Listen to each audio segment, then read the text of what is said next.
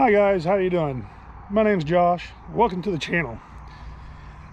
I'm starting a new channel on an adventure that I'm embarking on, and I hope you guys get some enjoyment out of it and join me as I learn to fly our new airplane.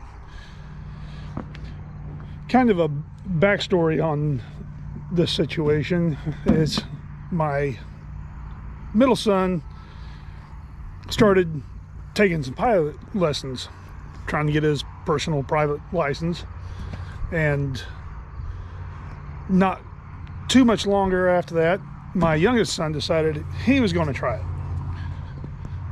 Well, I talked to my wife and told her, I said, you know, with the money that we're spending on renting an airplane, it just kind of makes sense to put that towards purchasing a plane. I told my wife, I was like, you know, it kind of makes sense to do it, although it's a scary process, and the thought of it, spending that kind of money, is a little nerve-wracking. But the more I got to think about it, I said, you know, I've always wanted to fly and just haven't done it, and let's buy a plane. And since we have a plane, I might as well learn how to fly too. Now, talking to my oldest, he's talking about joining in with us, and we all may get our license. We'll see what happens. As a lot of people do when they start looking for a plane, they spend a lot of time on the internet looking through multiple websites, trying to figure out what kind of plane they're interested in, how much they can afford, and so on and so forth. Well, this behind me is, lo and behold, at my local airport. It's the second one that I've seen in here that I was wanting to buy and was interested in. This one worked out better for me than the other one. What we have here is a 1968 Piper Cherokee 140. It has the 0320 engine on the under the cowl. The avionics are pretty much basic avionics.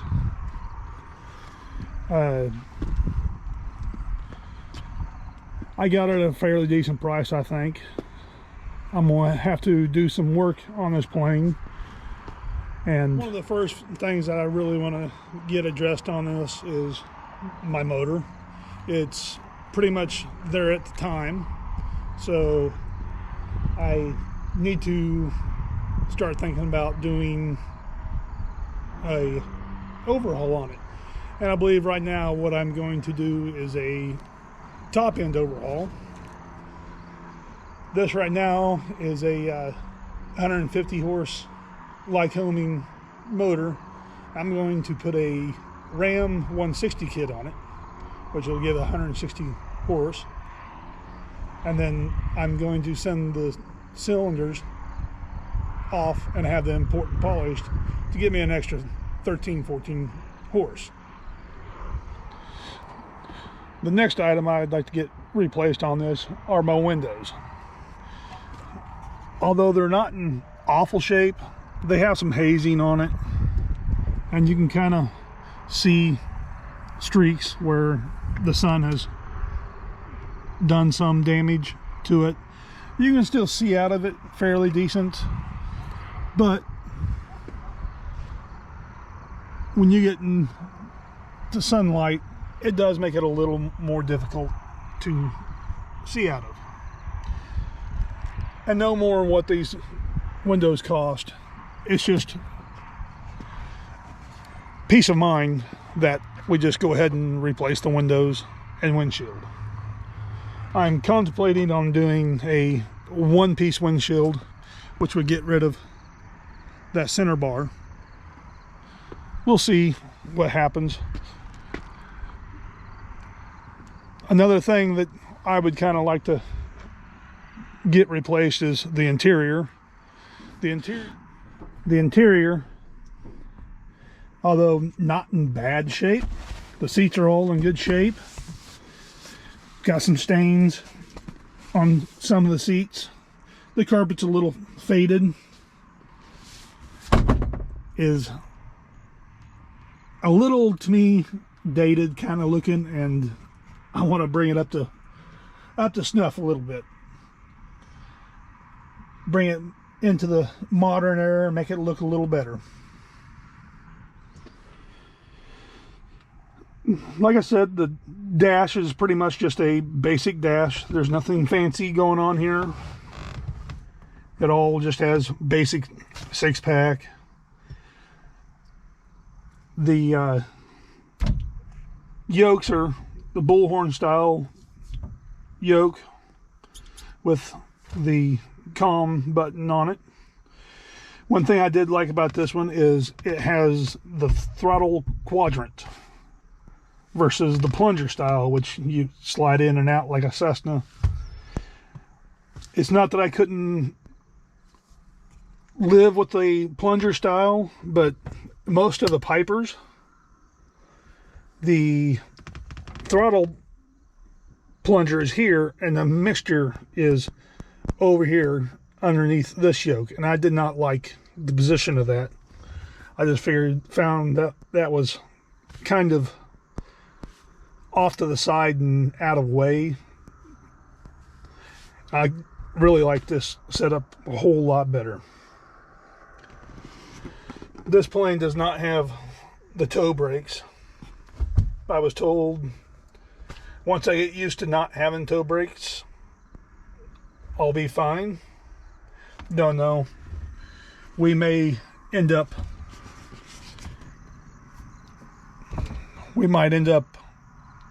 later on seeing if we can find some toe brakes and add to it later on. Anything's a possibility with aircraft. One of the decisions into buying this plane was, like I said, my 2 sons were flying, and I thought I might as well try to learn how to fly too. But since then, my oldest son, like I said, has shown an interest, and my brother-in-law has showed an interest himself.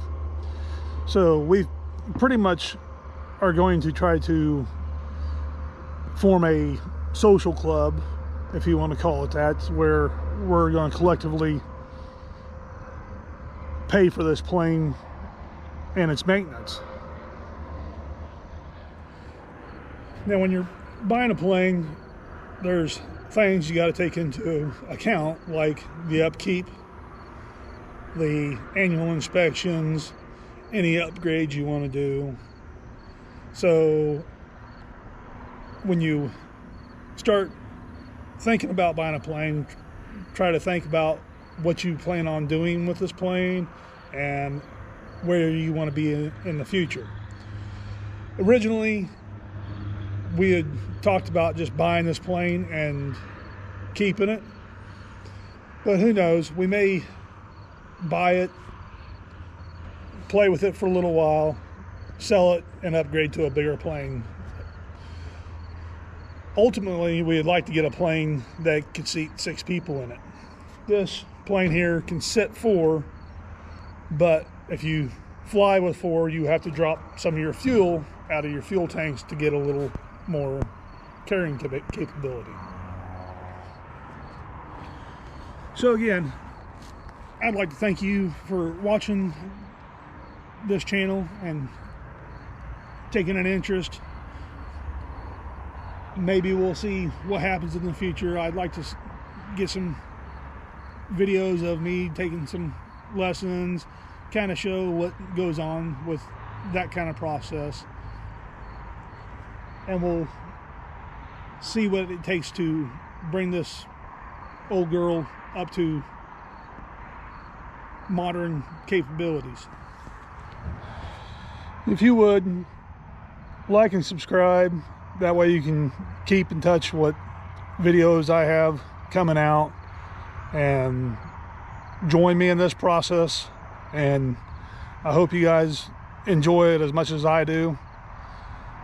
I have literally got 1/2 hour in my logbook, and that half hour was in this plane here. So we will see what happens in the future. I may try to see if I can get into some other planes and fly them around too.